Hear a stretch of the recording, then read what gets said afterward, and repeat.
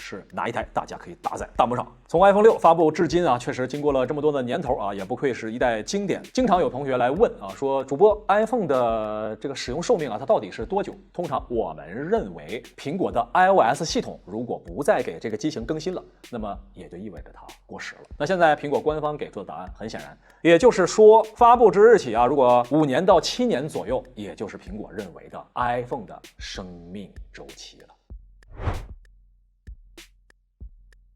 本周啊，不光是苹果宣布了自家旗舰的经典机型停止服务的消息啊，小米也有。我们来看小米，那小米呢，本周发布了停止服务产品公告啊。其实呢，这个不是一个新闻啊，它每隔一段时间都会更新这个产品库，但是这一次呢，却引起了很大的争论啊，因为呢，这一次停止服务的机型里面有小米8、小米9系列的产品。小米8和小米9距离现在的时间好像不是很久，所以这件事情在宣布之后啊，引起的争议还是比较多的，包括还有 Redmi 的 K20 系列，这边显示停止服务的时间是2022年的10月1号。在这个消息出来之后呢，整个网上可以说炸锅了，说啥意思？小米，我这他买了没2年的时间，你就不给服务了？那是不是以后我要换配件都没有了？那我觉得呢，小米确实应该考虑这个事儿，毕竟现在是小米要冲高端的时候，你不能说把之前的这个老用户都得罪了，这可不是一个明智的做法。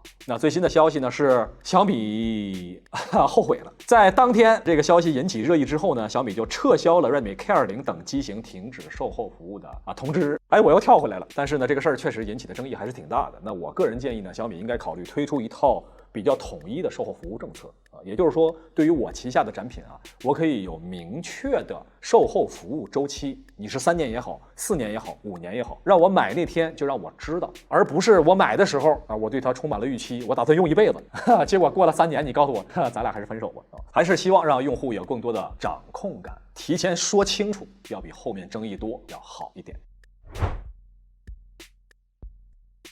本周呢，小米13流传已久的小米下一代的旗舰机型已经正式入网了。那目前申请人大家可以看到，小米北京电子有限公司。那么入网时间呢，就是在近期，发证的时间呢是9月25号。那根据各大数码博主的爆料啊，那么这款产品呢，应该是国内首发的骁龙8Gen 2的机型。近期打算买下一代旗舰产品的同学啊，你就可以是不是做点准备了啊？到底是现在买呢，还是等12月份再买呢？看一下同学们弹幕，你是打算买现在的小米12S Ultra， 还是等小米13呢？选12同学打12，等13的同学打13。看一下同学们的弹幕。坦白讲这事儿小米也有点冤枉啊，为什么呢？因为现在是高通不断的去提前发布自己的处理器，以前呢是1年1更新，现在是半年不到就更新。你说这些手机厂商他有啥办法是吧？上边跟着动，他下边就得跟着一块动，要不然的话呢？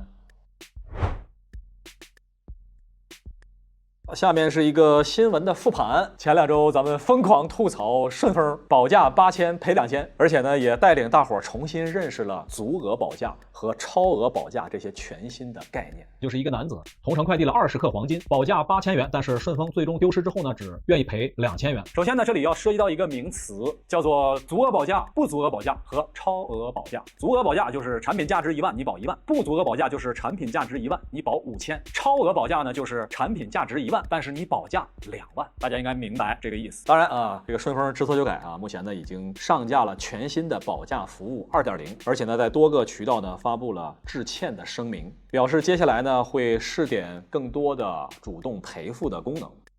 还是那句话网友总结的好你东西丢了找快递公司没啥用，你还是找微博网友吧，上了热搜很快就给你找回来了。这里呢只想对顺丰说几句话，这个口碑建立起来可能要10年20年，但是你想把口碑损坏，只需要几个快递没处理好就行了，非常的简单。你不想好好干，有的是公司在盯着这块业务。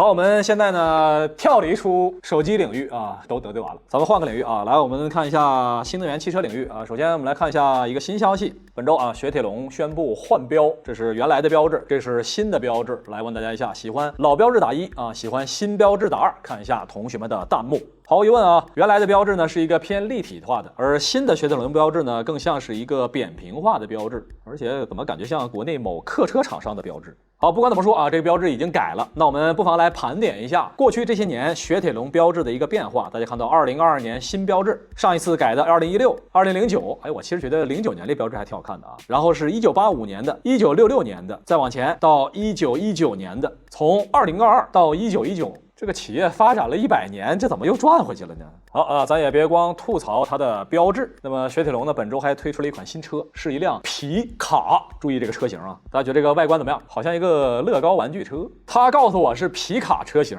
我看了半天，我就没整明白，你说这个哪边是车头呢？觉得左边是车头打个1，觉得右边是车头打个2。看一下同学们弹幕，这个车我看了半天，我没看明白。好，我们公布答案啊，重复一下啊，这是一辆皮卡。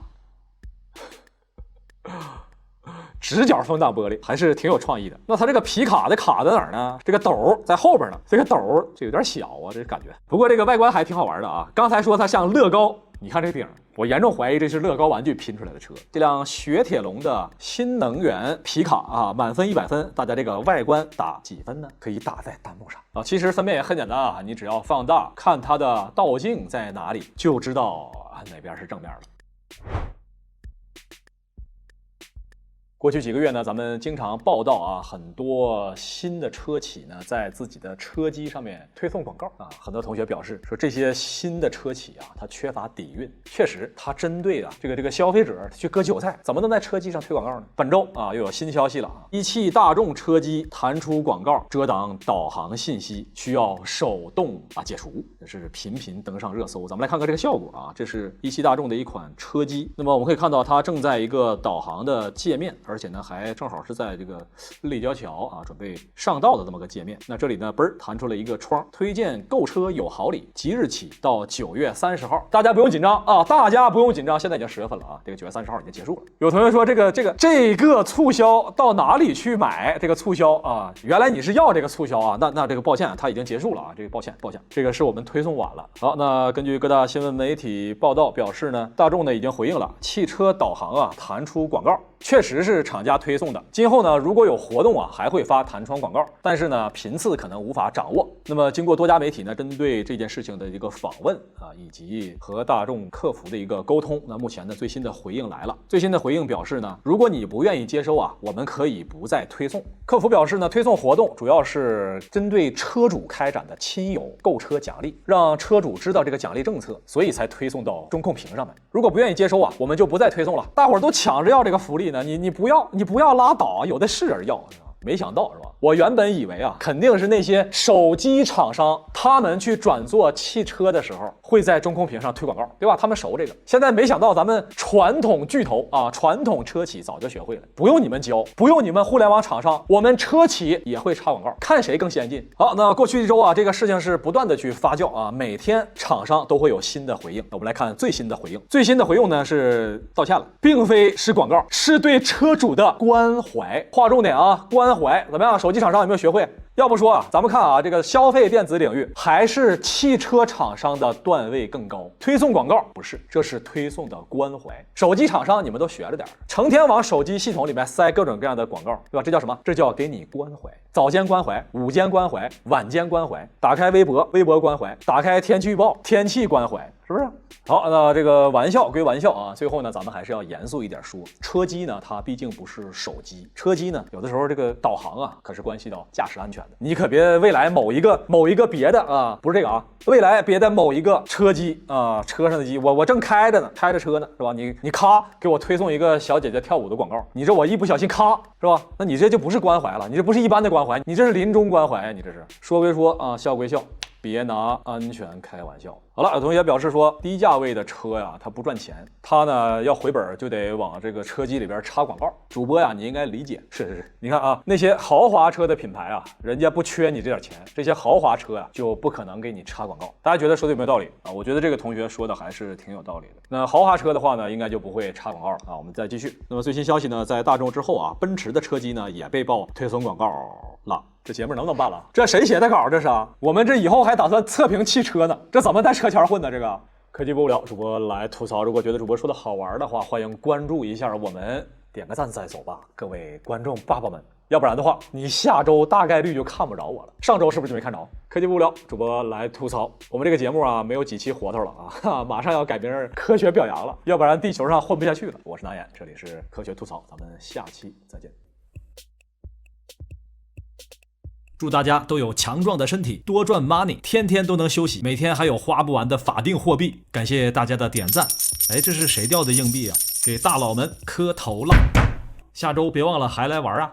马斯克的特斯拉机器人啊，本周终于露出了它的庐山真面目，最终的样子就是这个样子的啊。当然，这个官方说法这是工程机啊，还没有装上外壳，这就是它原型机的样子。那马斯克表示呢，这个它能干什么？它首先它能送快递，它还能干什么呢？它还能割韭菜，不是，它还能浇花。这好像是虎皮兰是吧？这不是韭菜啊，送快递浇花，这不就是咱们请的阿姨吗？